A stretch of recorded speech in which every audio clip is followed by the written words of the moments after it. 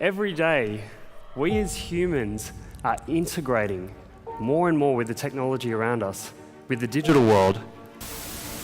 For years, there's been ample evidence that authoritarian governments around the world are relying on technology. Government and giant telecommunications company Safaricom put pen to paper. The project will see the installation of CCTV cameras in Nairobi and Mombasa. Software that enables the filtering and blocking of online content to tools that help governments spy on their citizens. Many such companies are actively serving autocratic governments as repression's little helper. When you have a smartphone, there is no privacy. Read the terms and conditions. We are living in an era of identity theft. Surveillance is a currency. If you can't beat it, join it. The science of today is the technology of tomorrow. We embarked on a mission to discover what technology is and whether or not we're exposing ourselves to a not-so-friendly giant. So one of the ways that's been a cause of concern for a lot of the collection of data that's happened with governments is it's infringing on rights and the democratic systems. My role in Riara University, I'm a faculty. I also stand in when it comes to mentorship, mentoring students, and equally I am in charge of internships. My background is on strategic information systems, and I'm passionate about it because ideally, if you look at even the Kenyan market, everything seems to revolve around technology. All the ministries are ideally getting to technology. And so we need to be strategic as a country, and I'm glad that the president is really supporting the whole idea about technology. We are live at the National Police Service's Traffic Command and Control Center. See these cameras here? These are the CCTV cameras you see spread across the city of Nairobi. In my line of work, I deal with electrical installations, security installations, and structured cabling. When we talk about security installations, we mean from CCTV surveillance cameras to alarm systems. Electrical installations is anything to do with electrical works, lighting, power, whatever.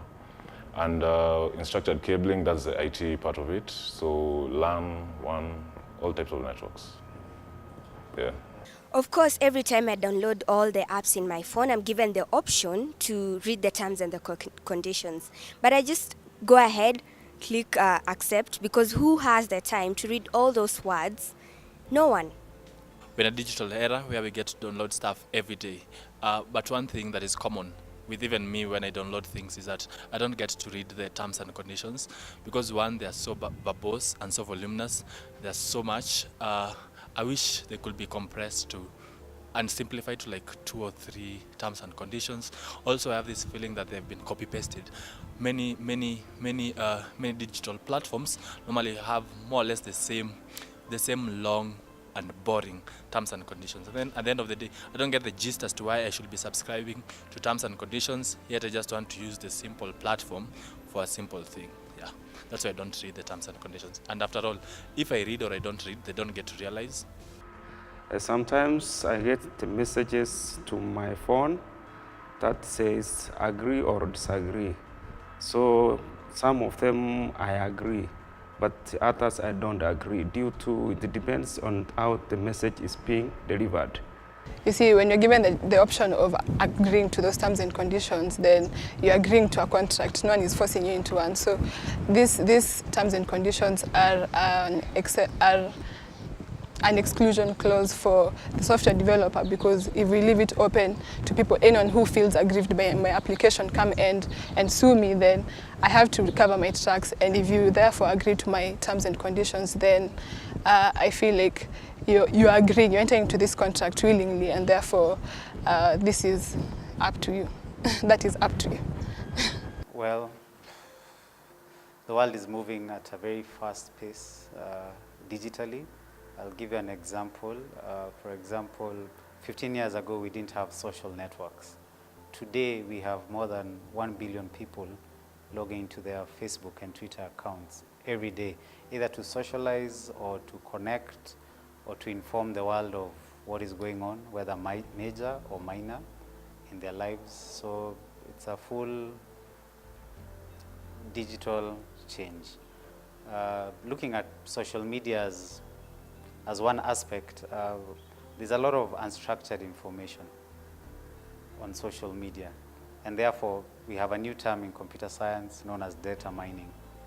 So data mining involves extracting data, creating relationships and patterns to form decisions. It can be in business, it can be in education, it can be in all spheres of the world. Because if you look at what Facebook has been accused of with their recent scandals, and Twitter, more importantly, if you look at most of the trends that happened, the hashtags and the ranking of the hashtags, the governments in a lot of countries now have an influence. And this has been because of, for instance, if you look at the Arab Spring, was caused mainly and propagated and fueled mainly by Twitter. So governments are very wary of social media. And you've look at countries like Uganda, for instance, they've introduced taxes on the internet, which is obviously would reduce the number of subscribers who have access to information. And because of lack of information, a lot of the dictatorships and autocratic systems of rulers prevail. So in terms of how information is safe, I would say 100% it is not safe. Reason being, when you look at the fact that we have our smartphones, we are always on Wi-Fi, and sometimes we are even tempted to get into free public Wi-Fi, and there is no safety when it comes to free public Wi-Fi, yet we really love free things. You get to a matatu, you get to a free public Wi-Fi, you want to be part and parcel of that, but again, there is no, it's not safe, if I may put it that way. And generally, even when it comes to the social platforms that we have generally enrolled in, there is nothing safe about it. And I will just give a very good example. Apparently, we have so many apps, and of course, we have to download them, but at the same time, there are terms and conditions that we have to agree to, which apparently most people don't read the nitty-gritties about the details inside these particular agreements, which is the reason as to why then I am saying that there is no safety when it comes to information, because under normal circumstances we download and we are very quick to install in whatever we install, but we don't read whatever agreements that are there. So we are prone to, of course, a lack of safety when it comes to our information. Okay, so people come to us for various solutions in terms of IT and tech. Like currently, right now in the market, there's this thing about called smart homes. So currently we offer such expertise in installing such systems in your house and your premises, whether private or commercial. With the smart homes, there are various applications which come to mind. One is smart lighting, where you can control the light of your home from the comfort of wherever you are in the house. Another one is for the AC system. So in case you want all the rooms to be regulated at a certain temperature, you can go ahead and do that. Another one is also for surveillance. In terms of like CCTV, let's say like you have a visitor, one can ring the doorbell and you can actually pop up on your phone and you can get to see who it is. And whether you want, you can allow entry or not depending on. Yeah. So I'll give you a basic example. When you go to your favorite restaurant that you're used to, you know where the bathrooms are, you know what the menu is, you know where you sit, you know the price range of the meals. But when you go to a new restaurant, you have to ask for the menu to know what they offer, how much the food goes for, where the bathrooms are, and in the same breath, I'd like to liken that to terms and conditions. Whenever you are installing a new application or going to a new site, you need to familiarize yourself with the terms and conditions before installing the application. Yeah. In law, we have a term called voluntary and fit injuria, which is the voluntary assumption of risk.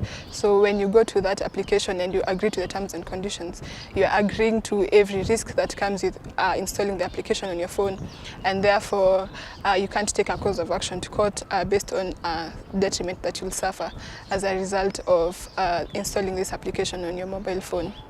Yeah. I'd like to pose a question to you.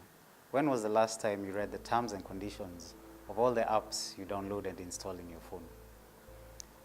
Reason I say this, I'll give you just a few rules of how to go about a social media app. Facebook, for example. The first thing you have to do is treat the About Me fields as optional. You don't have to give out all your information. For example, they'd ask for your own personal information, to the schools you went to gender, and you can even ignore all of that information, okay? Secondly, you need to become a master of the privacy settings that are there. Who sees what? Is it the friends you're connected to? Is it the people, the world? You need to personalize your own page, okay?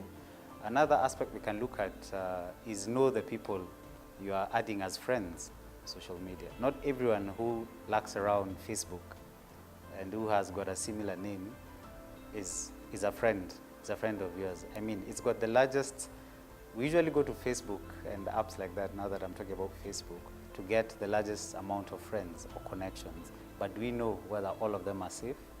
No. When you look at the internet and where it came from, where it has arrived today, and where it is headed, it's clear that the engineers didn't realize just how much it was going to change things. And we're going to start experiencing that a lot in most of the African and Arab countries. And so we're questioning this, and this is because of the collection of data that has happened over a period of about 10 years, with most of these companies that become so powerful intermediaries, and these intermediaries are now affecting the cause of justice. Because if governments can get it, can control them against, they can work with governments against the population, it is a very dangerous path.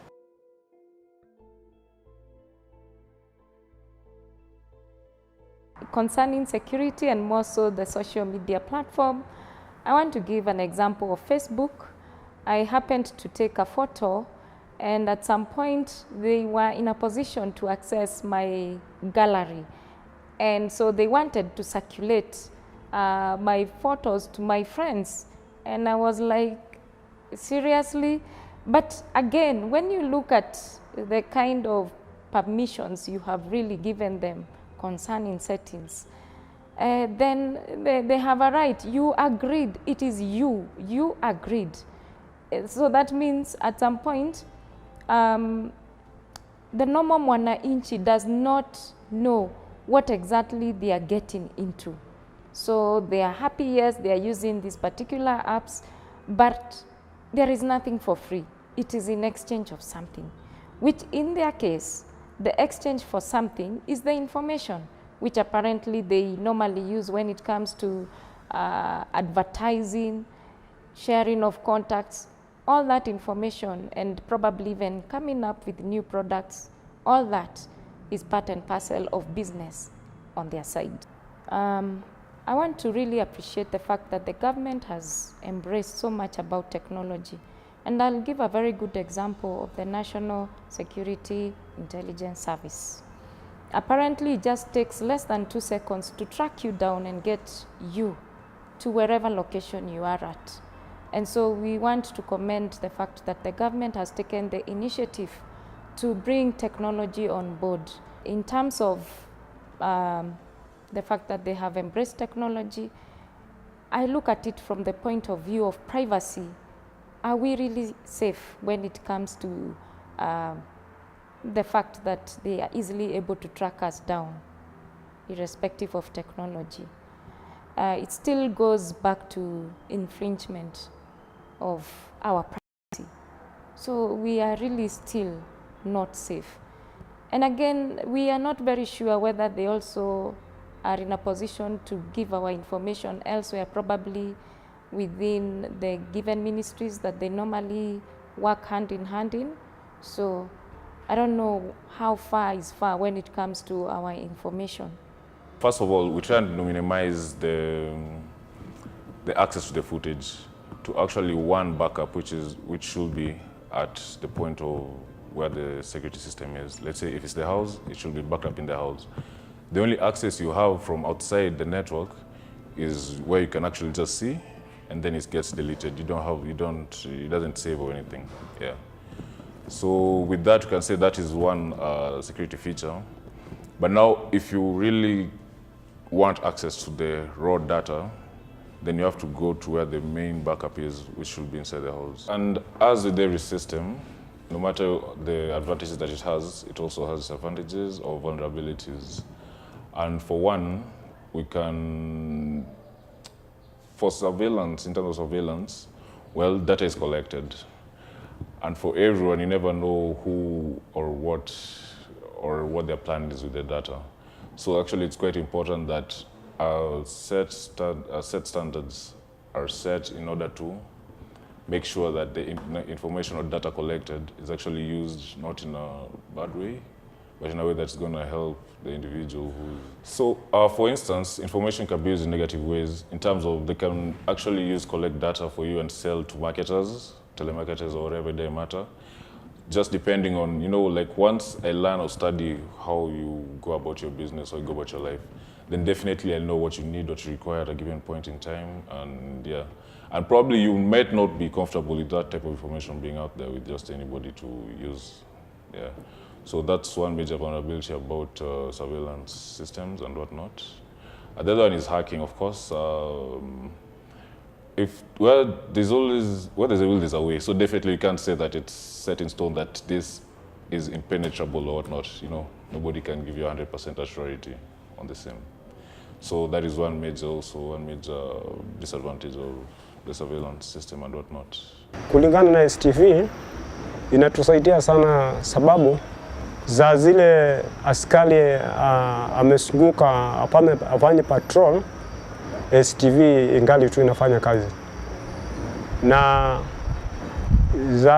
za zile maovu yoyote imefanyika, STV inaweza saidia juu kama kumefanyika kama masaa, inaweka masaa hiyo kitu vile saa lenye imefanyika, na saa zile inakuja kufunguliwa hivi inaonyesha kila kitu. Kwa hiyo inasaidia sisi sana. In a digital era, there are security challenges that we face every day. At Riara University, we've taken this a notch higher by looking at components of a good security program. Okay, things like I tell you, like we have a designated security officer. Okay, his work is to look at regulations and standards and ensuring that all our security platforms, the firewalls and any other security platform that we are running is updated and is working optimally. Technology has come a long way from back then when computers were just used to communicate, send emails, to today's social media explosion and every other thing. The future we are heading to a future of artificial intelligence and Internet of Things. Artificial intelligence is where equipment has been programmed to mimic the human beings and solve human solutions in fields like education, medical, even the airline industry. I think Kenyans generally forget everything, if I may put it that way. And I would say part and parcel of the human being is ignorance. Or probably maybe there's so much in their hands that they are just ignorant. But I just want to still come back to social media and give an example of Facebook as one of those concerns when it comes to security. According to research, there is one client, if I may put it that way, who was able to find out how much is much when it comes to their information on Facebook. And they found out that there were over 2,000 pages, if I may compare that to a book, of course, that has 2,000 pages about themselves. So that means that, in fact, they say that Facebook knows you more than your mother does, which perhaps may be true, because there's, these particular platforms are out to probably help other people vent out, share with their friends, create relationships, all those things, which apparently maybe people who are close to you may not be in a position to. Now, when we go to national aspects again, I want to give an example of voting. Now, normally, at the national level, we are told to give our information so that the next other time we are able to participate in voting. But apparently, it has also emerged that some of our area MPs are equally able to reach out to us. So the question is, where is privacy in this particular case? Yet, I did not give personally that information. It was probably meant for that given bit when it comes to the voting aspect. The next example is the supermarket. They are still able to get to us, but we don't know to what extent they also share our information. I also give another example of the betting companies. How are they able to get us on board? We did not sign for them. We did not sign up. So why is it that they are able to send us the short messages that they do? So is the problem probably with the telecommunication industry? Is it the Ministry of ICT? Is it just the government in whole, or those probably who are in business? So where is the boundary? Where does the Commission Authority come in when it comes to our privacy? When you have a smartphone, there is no privacy at all.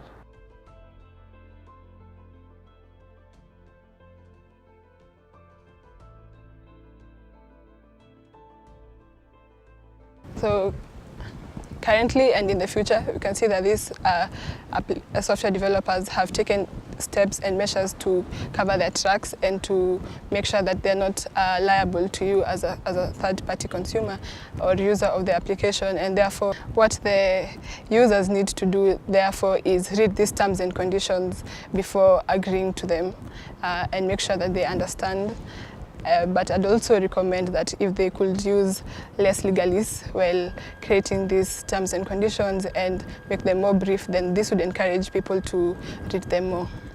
In my view, we should stop being ignorant and know what it takes to bring our information within platforms. Let us take the initiative to ideally even read the terms and conditions that are normally present as we are making our installations. And let us know that the moment we accept to the terms and conditions, then we should not complain. About the future, I would say there is no privacy, because everything ideally will be consolidated. It will be very easy to ideally get all information about you, because apparently the latest technology is blockchain, and they want to ensure that even if, assuming I wanted to go to the Central Police, they can easily get every information about you. I want to go probably to NHIF, I can easily get information about you. If probably I want to go to any other ministry or any other organization, or probably I want to be employed, then they can easily get that information about you. So when it comes to privacy, whereas we appreciate the fact that technology is really meant to make our work efficient and effective, But at the same time, I look at it from the point of view of privacy lacking. Surveillance is actually like more of a currency, because the more information I can actually gather on you, the more information I have on you, then the more I know about you, the more I can actually control what to give you or what not, you know. Take for instance like Facebook, the way Mark Zuckerberg was on trial because of data collection and whatnot. Yeah, same thing that can happen. Internet of Things is when computer devices are embedded in everyday objects, enabling them to send and receive data. A good example would be your fridge at home. You'll be able to detect the milk in your fridge, the expiry date on your fridge, and when you need to add it. And it can easily send an SMS to your phone and say you're low on milk or you're low on a certain product. And that can be sent directly to your shopping list and directly to the store where you frequently visit. So that's a good example of where internet and digital world is headed. Forecasting the future of technology is for dreamers who hope to innovate better tools, and for the mainstream people who hope to benefit from the new and improved technology. Futurists can dish out some exciting and downright scary visions for the future of machines that either enhance or replace activities and products that are near and dear to us. I can't go a day without my laptop. This machine, I literally can't pull any string without it. Technology is indeed life. In the words of David Gerald, of course life is bizarre. The more bizarre it gets, the more interesting it gets. The only way to approach it is to make yourself some popcorn and enjoy the show.